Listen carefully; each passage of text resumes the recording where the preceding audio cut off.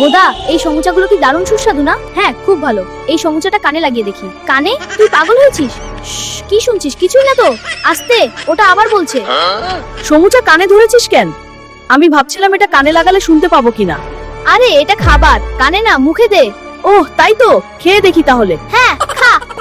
দেখছি ভেতরের আলু মশলা হাসছে কিনা।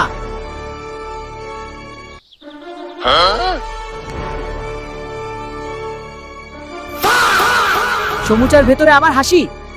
কি যে বলিস না। হ্যাঁ দেখ, ভেতরে হাসি লুকানো আছে। যা বাবা, এটা তো সির্ফ খাবার, তা বললে এত মুখ গোমো কেন? তুই তো জ্বালাস। তুই দেখছি সবসময় গম্ভীর, আজকাল সবই হাসে, শুধু আমার বুদ্ধিটা সিরিয়াস। মানে তুই কি বলছিস রে ভোদা? বলছি সবাই হাসে আর আমি ভাবি। এই কথা শুনে টুনটুন এত জোরে হাসলো যে হাসতে হাসতেই সমুচা পড়ে গেল আর দুজনেই হেসে লুটোপুটি খেল।